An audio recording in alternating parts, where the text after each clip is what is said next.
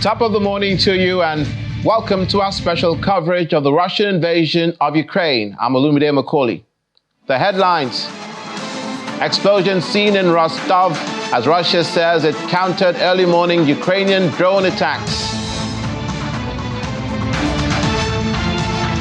Romania says parts of possible Russian drone did fall on its territory, a possible serious violation. Plus, U.S. Secretary of State Antony Blinken announces new Ukraine aid totaling more than $1 billion as Ukraine's president thanks U.S. Congress for unity. Thank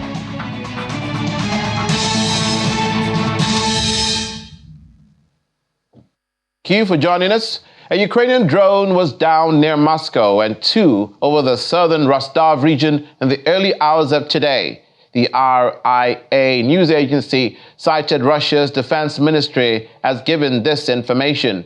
According to another news agency called TASS, 3 buildings were damaged in the city of Rostov-on-Don, and 1 person was injured when one of the drones crashed in the downtown area. The other drone in the Rostov region fell outside the city. 17 people were killed, including a child, during a Russian attack on the city of Kostiantynivka in eastern Ukraine on Wednesday. The location was verified by buildings, lampposts, and trees which matched satellite imagery and corroborating aftermath photographs and videos from the area. President Vladimir Zelenskyy has condemned the attack, which hit a market, shops, and a pharmacy close to the battlefield. Interior Minister Ihor Klimenko says 32 people were wounded in that attack.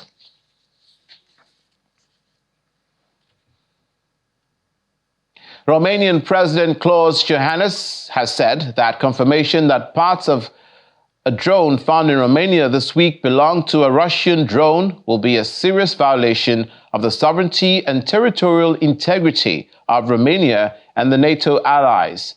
The discovery of parts that could be from a Russian drone occurred days after Ukraine reported that Russian drones had detonated on the territory of the NATO alliance member. Romania's defense minister, Angel Tilver, says he can confirm that parts resembling a drone fell on Romanian territory.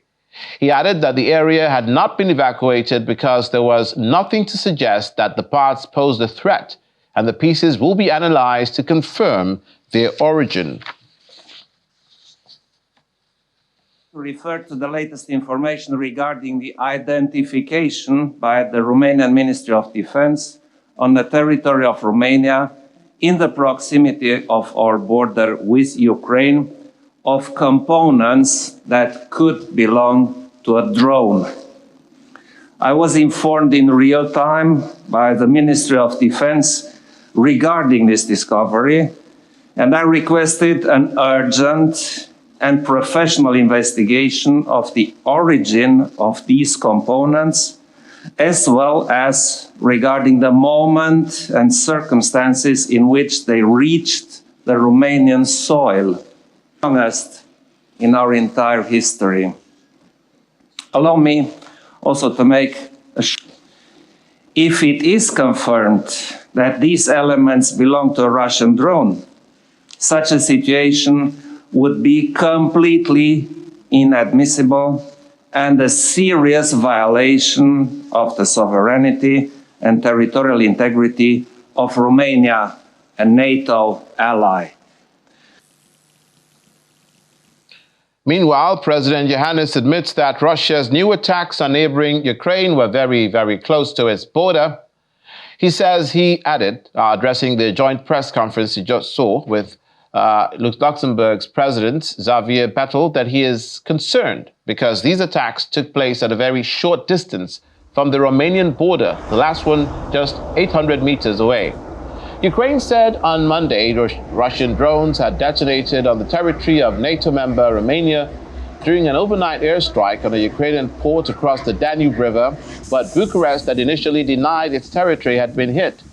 Fishing on the Romanian shore of the Danube, beekeeper Gabi Popescu could see barges loading Ukrainian grain in the river port of Izmail a day after Russia launched its third overnight strike against port infrastructure.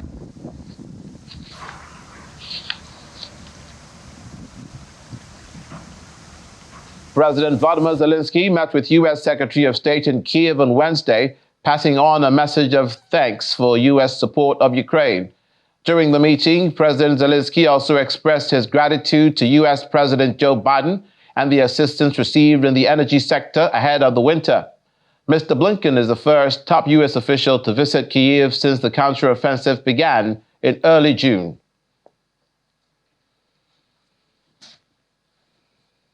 Thank you so much. We are really thankful to you. We are very thankful to White House, to President Biden.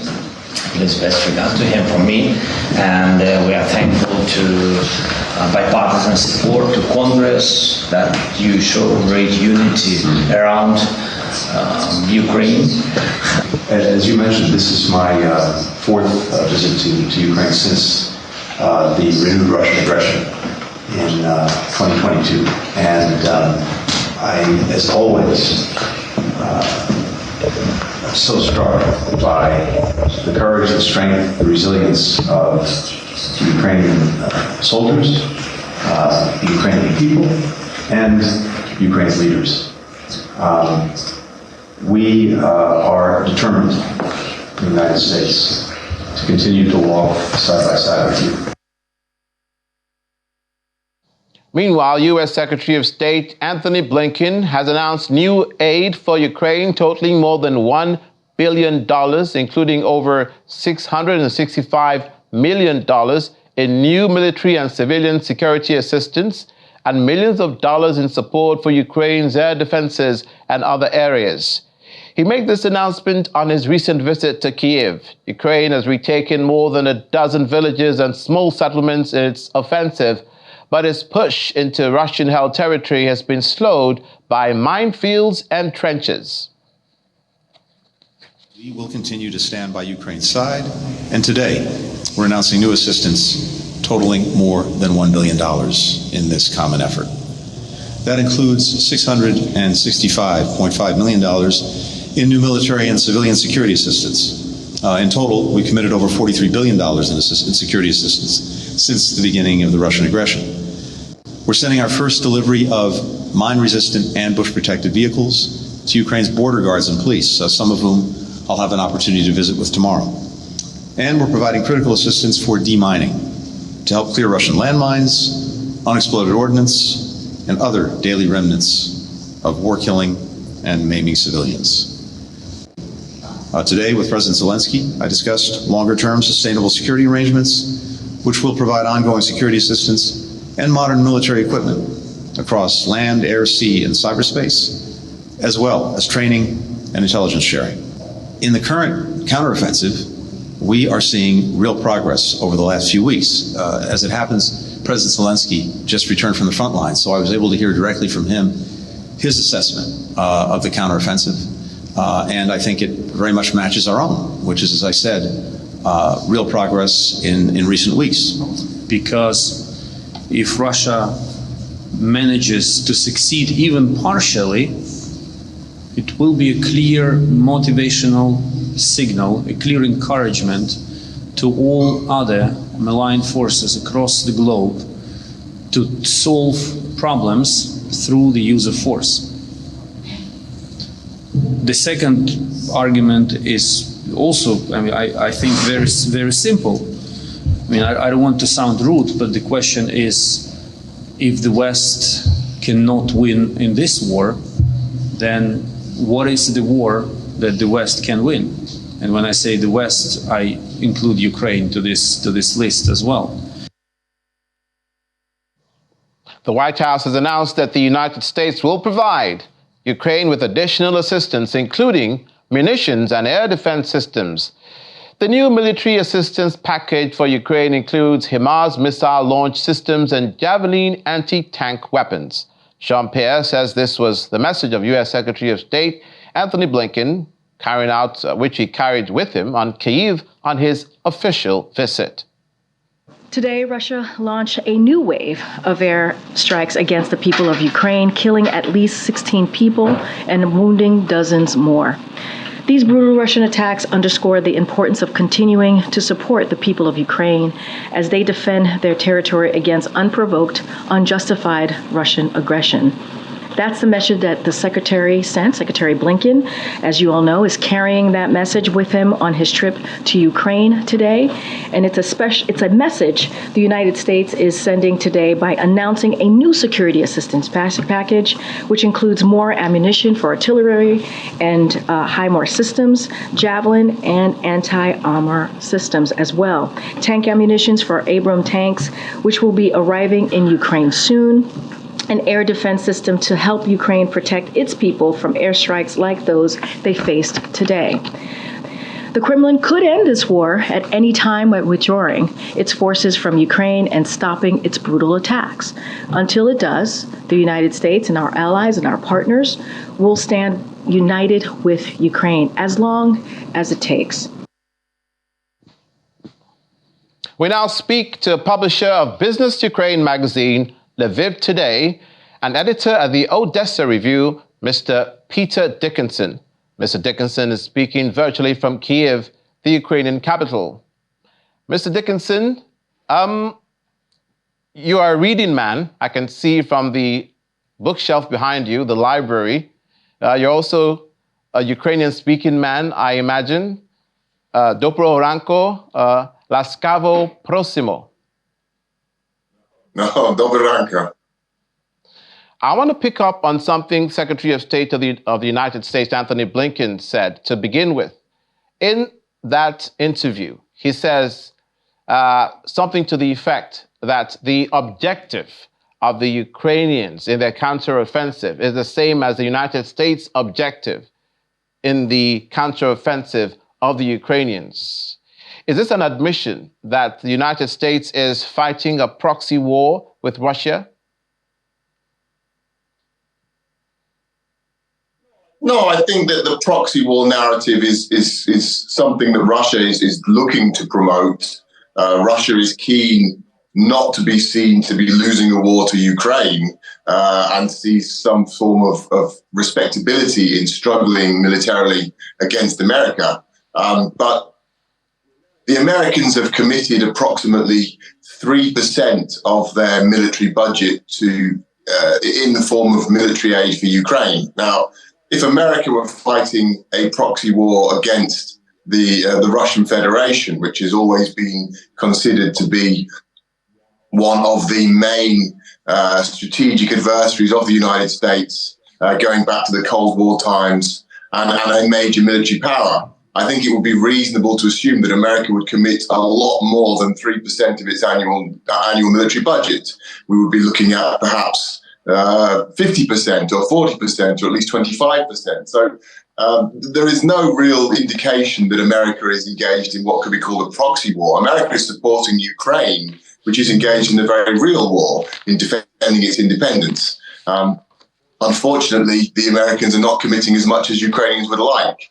But I think this is indicative of the level of commitment of the Americans. I think, clearly a country with the military might of America could commit a lot more. And if they were engaged in a war they saw as their own, or a proxy war, as Russia likes to say, we would see a lot more. We would not see the hesitation that we do see regularly. You say 3%. 3% sounds small because it's 3%. But what it translates to in money is billions of dollars in aid and equipment, which is giving President Joe Biden a bad rap back in his country because of their domestic issues that they have. All foreign policy spending is controversial. If you ask the average person in most countries how happy they are about spending on defense, or certainly spending on foreign policy, you often find that people are not happy at all. They would almost always rather see money spent on domestic issues, essentially on themselves, and that's human nature and entirely understandable. However, overall, the polling that we see coming out of America still indicates fairly strong support for the US position on Ukraine, and fairly strong recognition that the United States has very specific and very important strategic interests in Ukraine in terms of preventing Russia from achieving a victory. There is a recognition that if Russia were to succeed in Ukraine, even partially, it would set a precedent for global security, for international relations that would be disastrous for the decades ahead. It would destabilize the entire planet, not only Ukraine, not only Europe.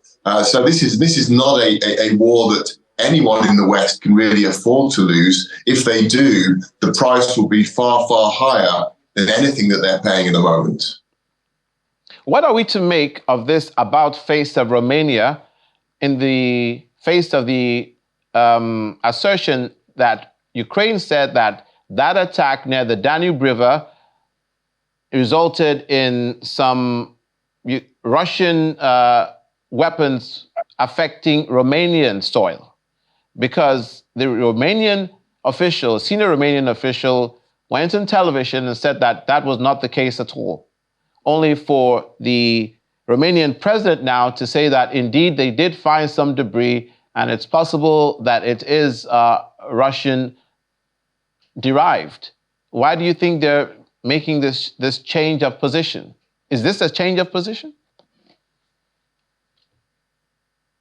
Yes, it most certainly is. I think that the Romanian position could be most generously described as an abundance of caution. The Romanians are clearly very reluctant to point a finger at Russia and to say unambiguously that Russia has struck Romanian territory with a drone, because that would be, by definition, an act of war. It would then spark potential response not from Romania itself directly, but from NATO. Romania is a NATO member. Now, Romania, I'm sure, is not eager to become the country that threatens the prospect of starting World War III. Romania did not ask for this drone strike, of course, is blameless in this situation. Nevertheless, if Romania comes out and says, for example, if they come out on Monday and said, Russia has hit our territory with a drone, we have been bombed by Russia, NATO would have had no choice but to call a summit or some form of negotiate or some form of talks and discussions and a response. It's unlikely that we would have seen a military response. You can almost rule that out, in fact. But nevertheless, it would raise the question of Article 5. An attack against one of NATO is attack against all. And the response must be equally united. So the Romanians are extremely cautious. And we've seen this before from Romania. We've seen a similar response reportedly from Poland, which also allegedly was struck by elements of Russian bomb or drone earlier in the war, and was similarly reluctant to point the finger at Moscow. So I think there's huge caution on the side of NATO. They do not want to spark an escalation, especially when they are well aware, I'm sure they feel, that these attacks are not directed against them, but are in fact the result of mistakes, essentially, in Russia's attacks, Russia's very reckless attacks close to the border area, but against Ukrainian targets. Yes, at the risk of stating the obvious, this debris falling on Romanian territory or Polish territory are secondary results of Russia attacking Ukraine recklessly. So it'll therefore be an appropriate response not to escalate the situation. Yes, I don't think there's anybody in Romania today, or for that matter in Ukraine, who would say this was a deliberate attack on Romanian territory. However, it does highlight the dangers. At the moment, we're talking about a single drone strike which was misdirected or perhaps was deflected there by Ukrainian air defense. We'll have to see what the investigations confirm, but it could become more serious. We could have Russia is firing ballistic missiles at Ukraine. Russia has fired missiles allegedly through Romanian airspace, through Moldovan airspace, very close to Polish and Slovakian airspace. The potential for catastrophic mistakes remains very high.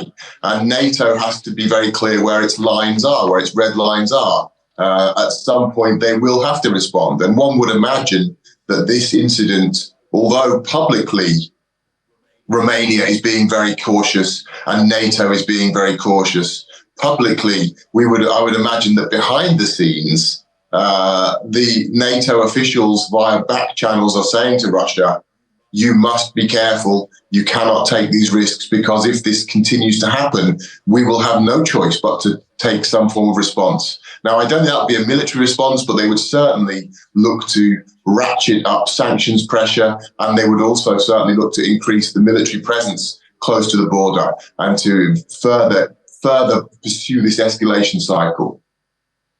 Speaking of red lines, remember the red lines that were said to, if crossed in the days of Barack Obama, that the United States will respond appropriately in terms of the Middle East.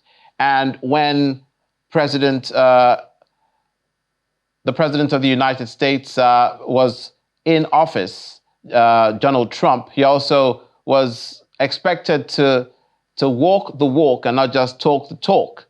But in cases where push came to shove, these men seem to tactfully avoid confrontations that escalated particular situations. For those that think that President Volodymyr Zelensky's relative inexperience in politics before this war, when he came into power, is responsible for his hardline position against President Putin, is there any basis for that argument?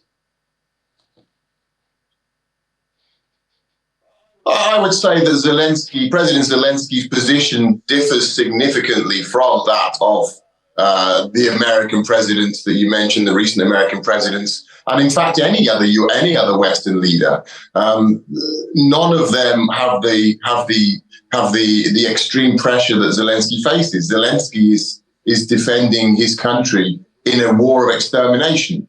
Putin has been very clear. Just this week, Putin used explicitly genocidal language towards Ukraine. He described Ukraine as an anti-human. He spoke of the anti-human foundations of the modern Ukrainian state. Now, dehumanization is a key element in preparing the ground for genocide. That's been that any academic or student of genocide will confirm that. Putin said this very publicly and openly. This is not the first time. He's often described Ukraine as an illegitimate state. His proxies and his representatives in government have talked of the need to remove Ukraine. He describes Ukraine as a Nazi state, as an illegitimate state. So Zelensky is not faced with a situation where he can look for middle ground in the negotiation room. This is an existential threat to his country's existence. So he really must be very firm in his positions. He must stand strong, and he must demonstrate consistently that he will fight and Ukraine will fight, because the alternative for Ukraine to defending itself is extinction, essentially. He knows that, the Ukrainian people know that, and that is the basis for his resilience. And obviously, using that kind of language is not helping Russia's image any. We'll leave it there, and we thank you for being with us, Mr. Peter Dickinson, editor at Odessa Review, who joined us from Ukraine, Kyiv. Thank you so much for being a part of the program this morning. Thank you. After the break, Russian Defense Ministry proposes law allowing prisoner registration. Details in a moment. Please stay with us. Welcome to the sophomore stretch of today's coverage of the Russian invasion of Ukraine. A U.S. congressional delegation will meet with the top prosecutor of the International Criminal Court in The Hague today to discuss allegations of war crimes against President Putin. Led by Representative Michael McCaul, the Republican chairman of the House of Representatives Foreign Affairs Committee will talk with the ICC Chief Prosecutor Karim Khan. According to Mr. McCaul, 30,000 children have been taken away from their families and indoctrinated in Russia. Washington is offering to help The Hague gather more evidence and intelligence to prove the case against President Putin. The U.S. is not a member of the ICC court, along with major powers including China and Russia. The Russian Defense Ministry has proposed amending regulations to allow military registration for prisoners.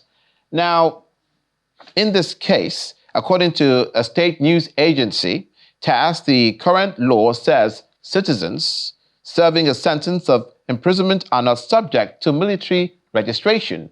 According to the draft, installment and removal from special military registration is carried out without appearing at the military commissariatus. The corresponding lists of prisoners are provided by correctional institutions as prisoners are received, transferred, or released.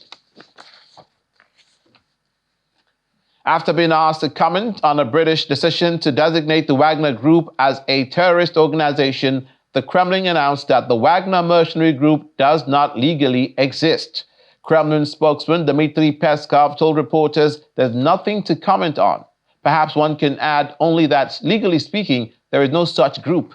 British Home Secretary Suella Braverman described Wagner, a private militia formerly led by the late Yevgeny Prigozhin, as violent and destructive, and said it acted as a military tool of Vladimir Putin's Russia overseas. Wagner has operated in Syria, Libya, and a number of countries across Africa. It recruited thousands of convicts from Russian prisons to fight in Ukraine, becoming the main fighting force behind the battle for Bakhmut.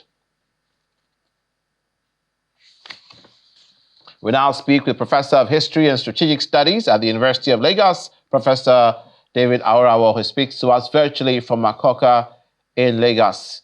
Welcome to the program this morning. Thank you for having me. Can we say now categorically that Russia, that is the Putin administration, has now thrown the Wagner Group under the bus? Because for them to say that they have no legal existence, it means that they are not supported in any way by the Russian administration. Well, it is hasty to draw that conclusion because the group is still useful to Russia in the prosecution of its war. The group is still useful. Recall that the comment by the Russian authorities is in response to the call for the group to be designated a terrorist group. And of course, Russia is never going to accept that, even if that group has disagreements with the Russian authorities. So the comments are for the consumption of the international community in response to, the call for the group to be, designated a terrorist group. Russia, the group is still useful to Russia in some way. It might be modified, it might be reformed in some way. Russia needs it. So it is too hasty to say that the group does not exist in reality as far as Russia is concerned. Now, the danger in what you've just said, which is an opinion around the world, what we're all saying, that Wagner Group is very useful to Russia, runs counter to the position of the Russian government, who have now officially said that there is no legal existence of the Wagner mercenary group. If that isn't disowning them, then what is? Because when you designate a terrorist group as one, then you can seize their assets, then you can hinder the people traveling. The UK have said that what that means is that they will stop Wagner, one of the measures, from recruiting new personnel. And they can therefore seize Wagner assets in different countries. So imagine if all the countries of the world designate Wagner a terrorist organization. Does that not eventually mean the end of their operations? Yeah, as I said before, the comments made by the Russian authorities is for the consumption of the global community. In fact, the position of the Russian government that the Wagner Group does not exist legally is another way of saying that it's a group they embrace. Because if they accepted to designate it a terrorist group, it means that it disappears from existence. But to preempt what the global community wants, Russia has gone ahead now to say that it does not exist legally. How do you define existence legally? So the comments of the Russian authorities is an indication that that group is still useful to Russia. Russia does not want that group to disappear. That is why it has made that comment. The group still exists. The group is still useful to Russia. So if Russia wants that group to disappear, that's when it will have accepted that it's a terrorist group then the global community can then act against it. So that comment is actually a clever way of still shielding the group from backlash from the global community, because Russia knows that that group will still be useful to it moving forward. Where does this leave the operations in the African countries where they're currently operational? Yeah, they will still operate. They will still operate. Their operation has not actually been embraced and painted in good light to the global community. They've been seen as a group that Russia has used to try to unleash its it won't call it neo-colonial dominance, its dominance and control over the countries where it has operated. And people are feared that moving forward, Russia, after the group helps to achieve certain things, penetrate the government, Russia will now come in and then maintain dominance. So the group has never really been supported by the global community. So it will still operate in some way. It will still operate. If Russia supports it, it will be revived. If Russia does not, after a while, it may as well disappear from existence. But for now, the fragments of the group will still continue to operate in several African countries. Depending on what Russia does moving forward will determine how the group eventually turns out, whether it continues to exist or disappears from existence. Professor, we have reported this morning a U.S. congressional delegation meeting top prosecutors of the ICC, the criminal court, to discuss the war crimes allegations against President Vladimir Putin. One of the consequences of this, obviously, is that when it comes to war crimes and crimes against humanity, there is no statute of limitations. Where there is a limitation is that the United States is not a signatory to the ICC, neither is Russia. Why are they doing this? Are they barking up the wrong tree? Well, that just encapsulates the nature of the international community, where some things are right for some, and not so right for others. Some things are wrong for some, and also wrong for others. The United States has supported the ICC to prosecute people from several countries who are perceived to have committed war crimes against humanity, but it's not a signatory to the ICC convention. So the best the US can do is to use the United Nations, use other global structures to encourage the ICC to act against Russia. Russia is not a signatory, but in international law, there are some laws that are broadly applied, whether a country is a signatory to it or not. When such happens, we say the law applies erga omnes. It applies universally. And what that means is that, for instance, laws against genocide, laws against slavery, if a country does not subscribe to it, does not stop the international community from enforcing infractions on issues like that against that country.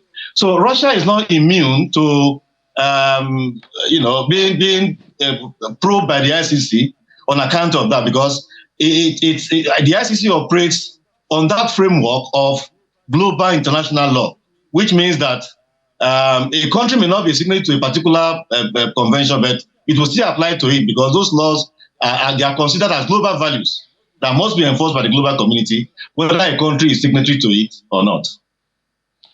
Now to the counter-offensive proper. One of the fallouts of this was the death of 17 people yesterday. We reported that this morning, including a child. Now, these are people who are people's sons, people's brothers, people's fathers. The child will never have any sort of life again. And these are the humanitarian arguments that is being propounded across the nations, that the continuous supply of these weapons to Ukraine is causing this war to continue. Where does this leave the international community, where the United States, NATO, and the European Commission appear to be the strongest allies of Ukraine in this debacle and have totally, seemingly left the negotiating table? What has happened overnight And then there was another attack in Ismail about the same time or shortly after that, this morning. These are all reflections of the tragedies of war, the horrors of war that we talk about, which is why we are always very sad when a war is embarked upon for flimsy reasons, when they are not very solid existential reasons for embarking on a war like this one. This is a war of choice. It's a war that didn't have to happen. Unfortunately, it has split the world into, it has divided the world into almost two broad parts. Those who support Russia, we have China, we have North Korea, we have Iran, and then, of course, the West, including the United States, NATO, and the rest, who support Ukraine. It does not leave the world without mechanisms for trying to put in place structures to resolve this conflict.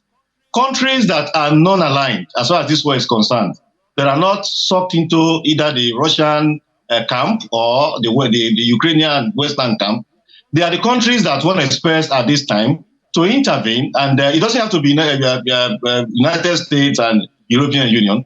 There are countries that are not so deeply, attached to either side of the divide. These are countries that we expect to rise up, draw peace proposals, meet the Russians, meet the Ukrainians, present them to the global community. Everybody wants this war to come to an end. It is just that initiative, that catalyst that will give the negotiation momentum to bring the war to an end is what has not existed. For instance, countries like, of course, African countries try to intervene, but they are not strong enough. But countries like Turkey, these are countries that have not been known to be so attached to either side, that should be able to draw up a peace plan and then meet both sides, and then negotiation can then start to bring the war to an end. So the fact that the big powers are involved one way or the other does not mean that there's no way out of the conundrum. The way is neutral countries must step in, draw up a peace plan, reach out to both sides in the divide, and then they can negotiate to bring the war to an end. These countries that we're speaking of, they're saying that there is no way that Ukraine is not under an existential threat. Contrary to what you just said, they consider this as an existential threat to them as a nation. And this is our final question. So is it to you, is it an existential threat to Ukraine as a nation, or could it have been handled properly with proper intervention by other countries, including the Ukrainians themselves, at the beginning of this war? Yeah, the assessment of events, the way they have unfolded, and to Ukraine, to Russia, it is clearly existential to Ukraine, but not so to Russia. For Russia, it's a war of choice. For Ukraine, it's existential. But moving forward, and I said this before, Ukraine needs to shift ground, despite the fact that it is existential to it. Ukraine has, for instance, insisted that Russia must leave all territories occupied in Ukraine before they can commence negotiations, including the ones, taken in 2014. That is never going to happen. Russia is never going to accept that. Ukraine has to shift ground as far as that is concerned. And then, of course, Russia, too, has to, stop aggression. When negotiations are carried out, when a war like this is ongoing, concessions are the bedrock of negotiations that would lead to positive results. And that is what one expects from both sides. Ukraine needs to drop that idea of insisting that Russia must quit all territories, including those taken in 2014 before negotiations start. And Russia too needs to tone down aggression. It is only when both sides grant concessions like this that negotiation can then commence fruitfully, that can help to bring the war to an end. Thank you, Professor. That indeed is food for thought. Concessions are the bedrock for negotiations. Thank you so much for your insight and your contribution this morning, Professor David Awurawo of the University of Lagos, Department of History and Strategic Studies. Many thanks. Thanks very much, Olumide. When we return, classical music program resurrects lost and neglected works of Ukraine's repertoire. Details in a moment. Please stay with us. Welcome back According to a defense source, Germany is in negotiations with the Netherlands and Denmark on the joint procurement of ammunition, details of which were not given.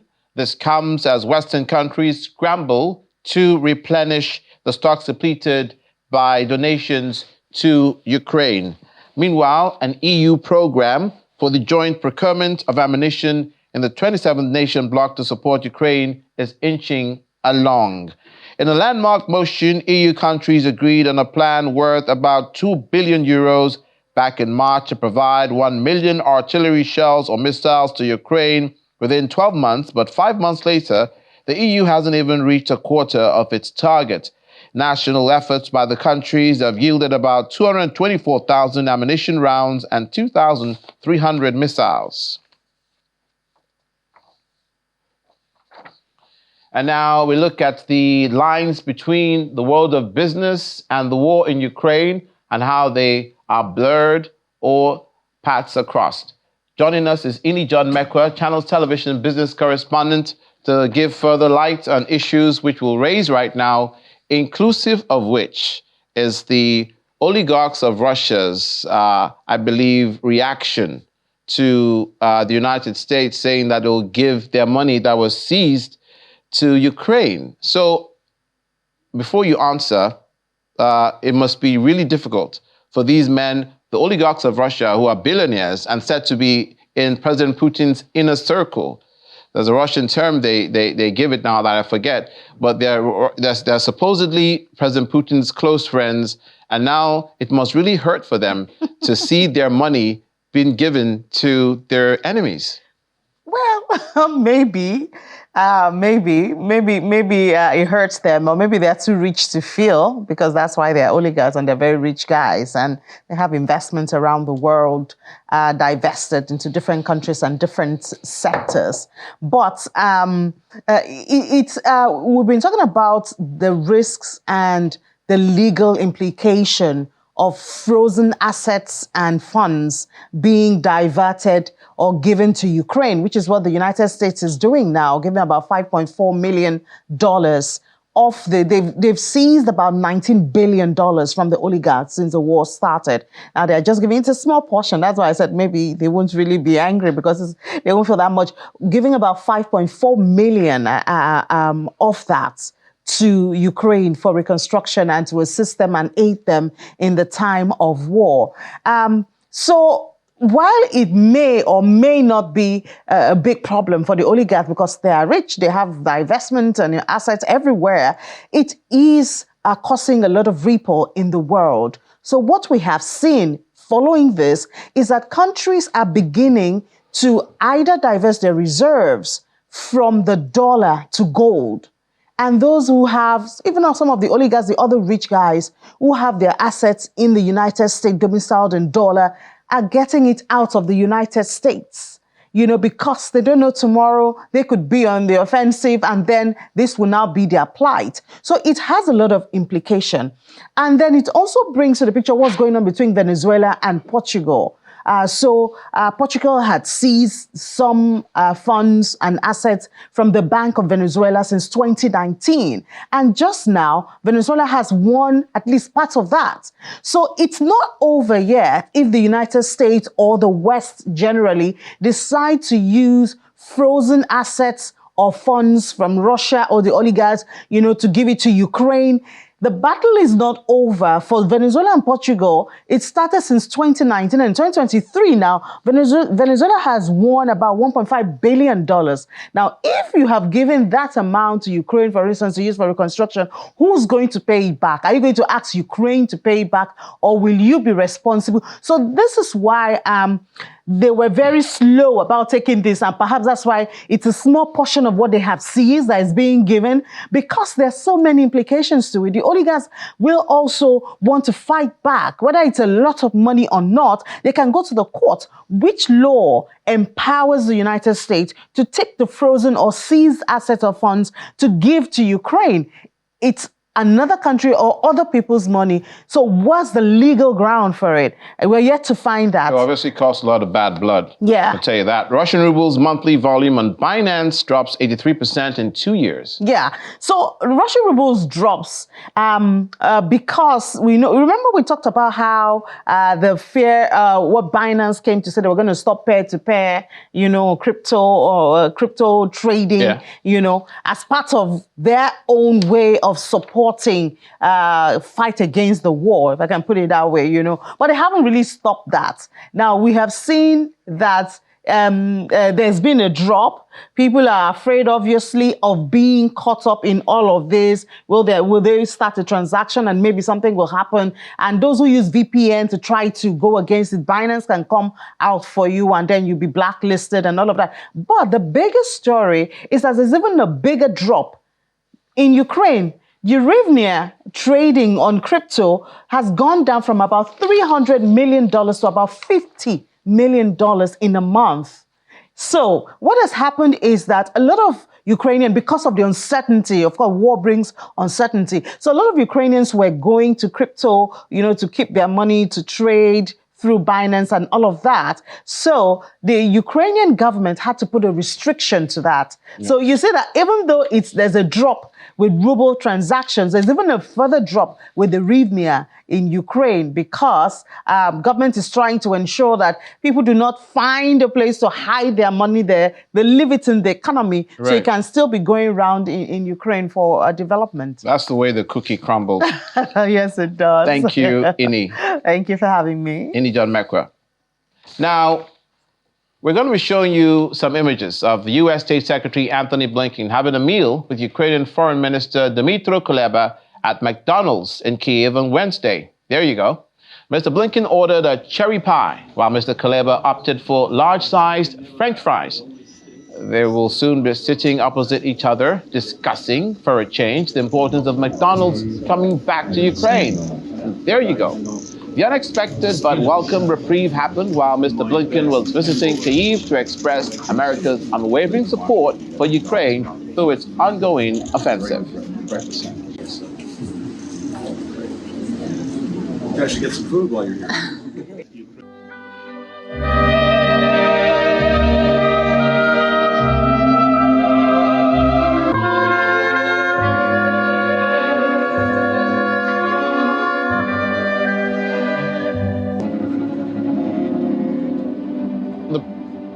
It's not all gloom and doom in Ukraine, believe it or not, as the war takes its toll.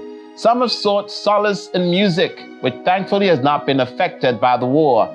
A concert hall west of the country held a concert recently, resurrecting lost and neglected works of Ukraine's repertoire. Although attendees still heard air raids during the event, the organ hall in the city of Lviv is still the hottest place in town. Performing during the war means tighter budgets, longer hours, and quadruple the effort, according to the hall's co-director, Taras Demko, but people need it now more than ever.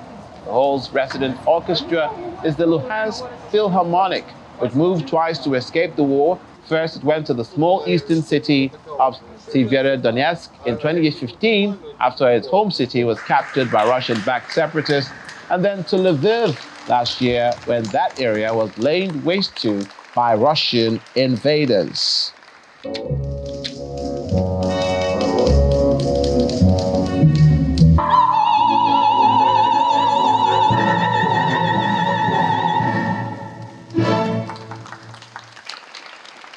A better symphony orchestra to listen to in music than the drums of war. Food for thought as we leave you on today's coverage of Russian invasion of Ukraine. I'm Olumide Macaulay. Thank you for watching.